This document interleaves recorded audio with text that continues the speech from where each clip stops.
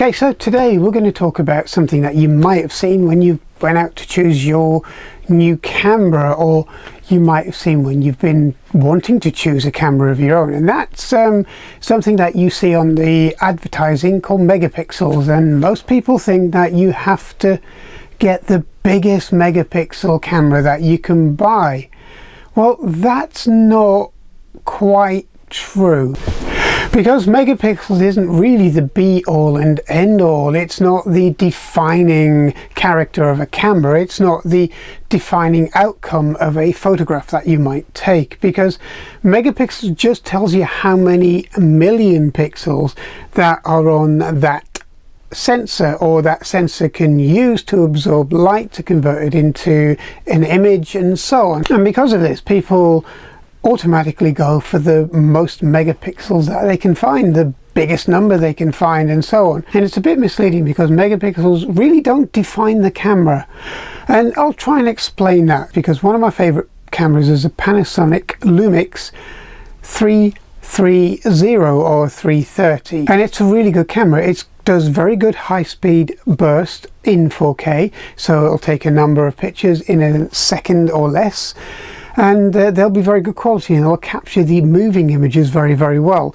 They are also very good at capturing 4K video and also HD as well, and there's a really good kind of color depth to the entire camera, whether it's on 4K or whether it's on standard photographs, which is only 12 megapixels, the sensor in that camera. So it's not a massive camera, or it's not a massive sensor in that camera, but because it's got fewer megapixels on a relatively large sensor, it has very good low light performance. It has very good performance in anything other than optimal light, so basically overcast skies and so on. It will actually produce a very, very good picture. That's because the limited number of pixels on that sensor absorb the light, allow more light to enter the camera to produce the picture, and so on. So it's not the number of pixels that the camera has on its sensor or can use with its sensor.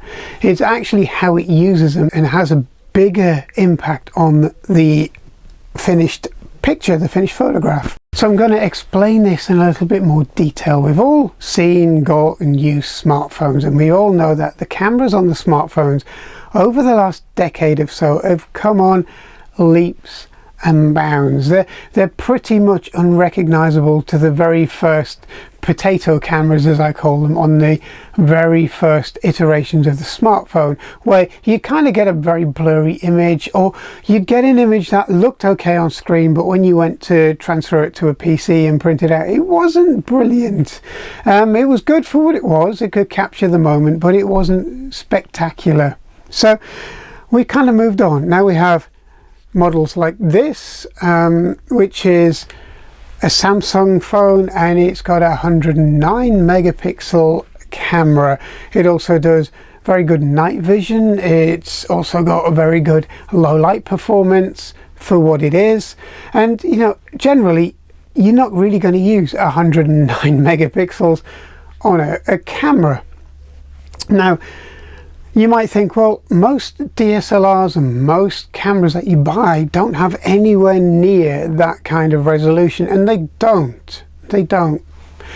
The kind of average resolution of a decent compact or an entry-level DSLR is around about the 20 to 25 megapixel mark, which is really good. It's a fantastic number of megapixels, and it works out much better than one of these, because I'd rather take pictures on a DSLR with far fewer pixel count than one of these, because the pictures are going to be so much brighter, so much vivid, have basically a lot more detail, and you're going to wonder why. And the reason for that is the size of the sensor on this phone. It's absolutely tiny in comparison to a DSLR. Even a bridge camera has a 1/2-inch sensor, which is good enough for a bridge camera up to about sort of 20 megapixels or so, and it will allow decent photographs with a decent amount of light, varying f-stops throughout its range, and that's with one of these super zoom cameras as well. So the sensor itself makes a massive difference, and the size of the sensor really does make a difference. If you're cropping a lot of images, pixels kind of count if you want that very, very fine level of detail on larger prints. But even then, it really doesn't, because your billboard posters that you see on the side of the roads, which are basically photographs of an image that you see, advertising on anything from washing machines to holidays, you would kind of not believe that the megapixel count on those is in the low millions, about 3 million pixels for some of them. And when you're driving along in your car or you're walking past it, it looks as clear as you can ever want it to be. That's because you're looking at them from a distance because of the size of them. You see, when things get bigger and you cannot physically see the entire thing in front of your face, then pixel count really doesn't matter, because you're not going to see that amount of detail with your eyes from the distance you're going to require to see a picture that's maybe, I don't know, 1 meter by 1 meter square, because you physically can't take that all in without standing back. And then the pixel count and the fine resolution really isn't going to make any difference, you see. So it's a bit of a compromise, okay? So editing pictures where the detail is really needed and getting down to basic reflections in a window and so on, then maybe in certain circumstances the sort of 50 megapixel cameras and above are going to be what you need. But in general you don't, because this little Minolta camera from basically the start of the 21st century, okay, is good enough for most people's usage. It's only 3.3 megapixels. 3.3, that's it. It's not anywhere near state of the art. It's not anywhere near the last generation of cameras, or the generation before that, or even the generation before that. This camera is, for all intents and purposes, out of the arc. But it's a camera my little ones use a lot, because it's easy to use, very easy to handle. It's got very few functions on it other than take the pictures and automatic zoom, etc. And it works out really well, and you can get some very good pictures from very novice people. But when it comes to printing them out, and let's say I want to print a picture out on, remember this size? The standard photograph size of 6x4.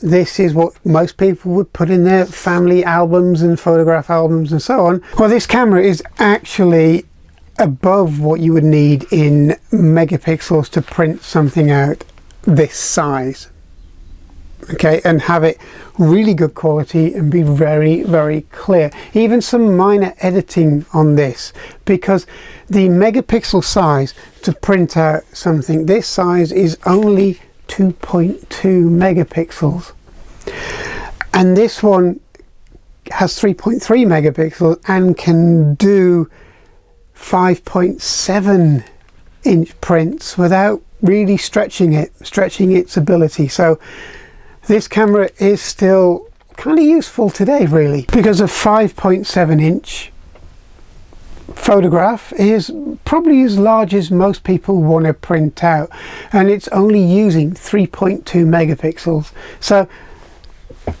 you wouldn't really see much difference between using maybe this Nikon body with infinitely more megapixels than this little Minolta when you're printing something out that size.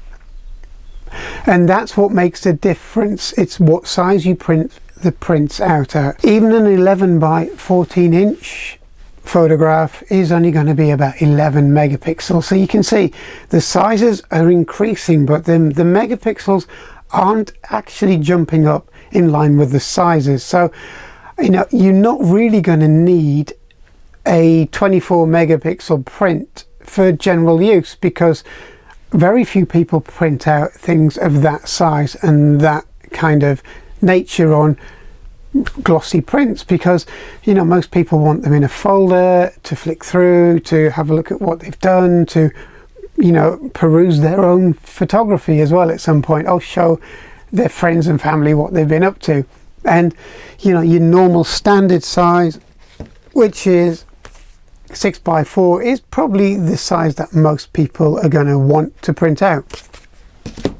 Plus then you've got to think of how much ink it's going to use, how much that's going to cost you, and so on. So yeah, megapixels have their place, but for standard prints, we've been doing this for almost 20 years now and having really good quality images. So let's take a look at this picture that was actually produced by this camera by a 8-year-old boy who's really starting to get into cameras and photographies, and this is his favorite camera. So as you can see on this picture here, that it looks fine. It looks really good on here. You wouldn't really tell that it was produced by a very low resolution or pixel count camera, and the reason for that is because you're viewing it on maybe on a smartphone or a TV or a monitor, and most images that you see online through this medium are around about 2 megapixels anyway, because the image gets shrunk. So if you're using it for social media, if you're using it for, you know, sending and emailing, if you're using it for anything that you use electronically, the image, regardless of its size, will be resized down to about 2 megapixels. So even if you take your photo with a 30 or more megapixel camera, what you find is you won't be able to tell any real difference once it heads out onto social media. If you're viewing this on a monitor, you can see that the picture is very good quality. So you really aren't going to tell any difference if whether I take this on a 50 megapixel camera by viewing it on this video, or taking it on a 3.3 megapixel camera and viewing it on this video. So again, be very careful about actually buying cameras on pixel count. So what really counts? So what really makes the camera the camera? Well, the optics, the lenses basically. If you buy something like one of these, a little kind of GoPro thing, an action cam, it's 4K. It also does 1080 as well. But this little tiny camera with this little tiny lens in there is a 4K camera, okay? It will resolve things in 4K, but it won't capture the light very good. It will bend the image around the lens slightly, so you'll see a kind of curved image. It won't be very sharp, and it won't saturate the colors as much because it's got a very, very tiny sensor, similar to a smartphone. It's probably not much bigger than a very small tablet, like a paracetamol or an ibuprofen tablet, that kind of size, okay? Tiny. This camera has a slightly bigger sensor in it than this. It's not by much, but it's enough to resolve 3.3 megapixels and keep the composition, the picture, the color, the vibrancy, the amount of light it lets in really steady and really good. So you're going to get a very good quality picture out of this for the limited number of pixels. In fact, this is going to beat this hands down when you decide to view them and print them out. That's how much of a difference lenses make. This has a glass lens, and it's of decent quality. Minolta were pretty renowned on making very good lenses at the time, so this is no exception. This one is a plastic lens, and it's not going to have the same quality really as a digital camera one that's designed to be a camera. Then you move on to these things. These don't have lenses as normal, like this is just the body, and you will then go out and choose your lens. Now you can spend 2 to 3 to 4 times the cost of the camera on a lens, and there's a reason for that, and that's because these are very high quality glass lenses, and they are very highly polished. They have UV coatings on them generally. They are very resistant to being distorted by conditions such as UV light and so on. They are very resistant to temperature changes, which, to be honest, these aren't, because they're remember, they're predominantly a plastic based lens and a plastic based body and so on, where these are metal bodies with metal lenses as well. A lot of the lenses have metal bodies as well, even though they look like they could be plastic, because they're coated in maybe a rubberized coating or a sprayed black coating.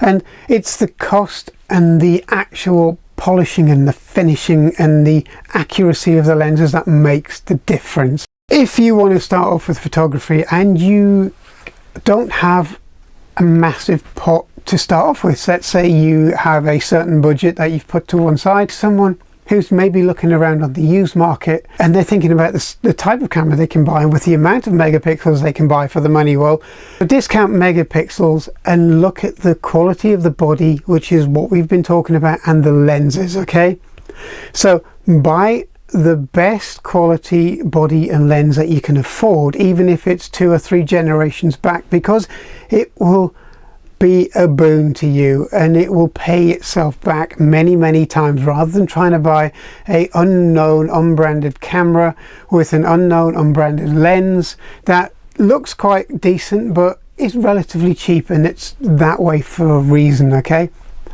you'd be better off going for an older camera with good quality optics. Maybe somebody's cherished it and they're upgraded now to basically a higher megapixel camera and a new set of lenses to go with them, and they've treated themselves, and their used kit is very good and worth the money. But at the end of the day, most professional or semi-professional cameras from branded makes like Sony, Nikon, Canon and so on are going to be up to the task, more than up to the task of what you want a camera to do when you're first kind of getting into them, and it will last you many years before you really need to upgrade. And then the lenses that you've acquired, let's say you bought a Sony, if you bought an E or an A fitting lens, then basically those lenses can be transferred to your new body. You don't have to buy completely new lenses for a similar make of body. So for example, if you went from a lens from an alpha camera to a camera that takes E lenses, or vice versa, you can keep the lenses and get adapters to fit, so you're not throwing your lenses away, and all you need to do is upgrade your body. And you could always use your previous body as a spare, as a knockabout camera that you can basically carry anywhere and you're not too frightened of getting it a little bit chipped and knocked or abused. Okay, so there we go. So megapixels don't count as much as you think they do. It's the body and, more importantly, the lenses. Okay, so anyway, I hope you enjoyed this. I hope you will join me on my next little video into the world of photography, trying to keep it simple, trying to give you the best advice that I can without flooding you with jargon. That may come later in later videos, but this is just to get you eased into it, okay, and answer the questions that you may have been asking. So thanks a lot. Hope you subscribe. Please hit the notification bell and I'll see you soon. Thank you. Bye bye.